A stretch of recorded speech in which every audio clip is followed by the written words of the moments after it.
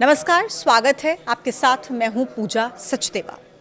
दिसंबर का महीना बस शुरू ही होने वाला है। नए महीने से बहुत से फाइनेंशियल चेंजेस होने वाले हैं और इसका सीधा असर आपकी जेब पर, आपके बजट पर पड़ सकता है। इन बदलावों में एलपीजी गैस सिलेंडर से लेकर पेंशन, टैक्स और फ्यूल संबंधी कुछ नियम हैं। 1 दिसंबर से 5 बड़े नियम बदल जाएंगे, चेंज हो जाएंगे और आपकी जेब पर, आपके बजट पर इसका कितना असर होगा ये जानना आपके लिए बहुत ज़रूरी है।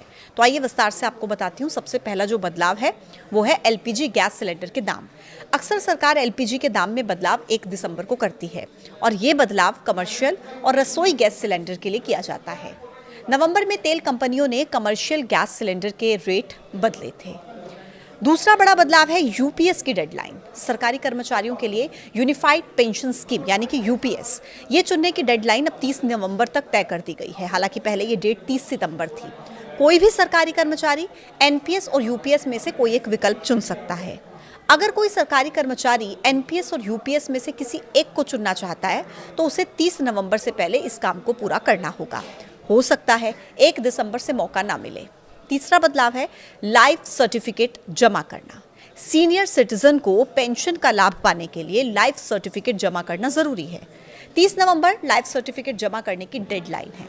अगर कोई भी व्यक्ति लाइफ सर्टिफिकेट जमा कर नहीं पाता तो उसकी पेंशन रुक सकती है। अगर आप चाहें तो बैंक, पोस्ट ऑफिस में जाकर सर्टिफिकेट दे सकते हैं या फिर डिजिटल तरीके से जैसे जीवन प्रमाण ऐप का भी इस्तेमाल आप कर सकते हैं। फिर चौथा बड़ा बदलाव है टैक्स का नियम। अगर आपका अक्टूबर में टीडीएस कटा है तो सेक्शन 194IA और 194IB, 194M और 194S के तहत आपको स्टेटमेंट जमा करना होगा, जिसकी आखिरी तारीख 30 नवंबर है।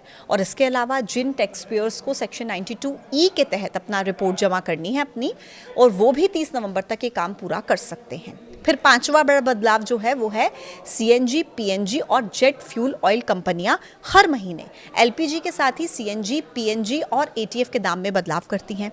हर महीने एलपीजी के साथ साथ सीएनजी, पीएनजी और जेट फ्यूल यानी कि एएफटी के दाम में बदलाव होता है, जिसका सीधा असर हवाई यात्रा के किराए पर पड़ सकता है अगर ये बदलाव 1 दिसंबर से होता है।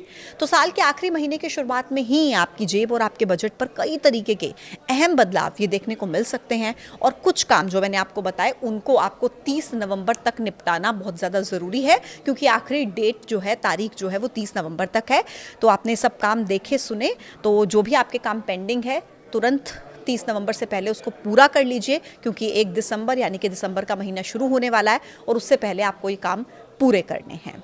कमेंट में अपनी राय ज़रूर दीजिएगा और देखते रहिए न्यूज़ 18। नमस्कार।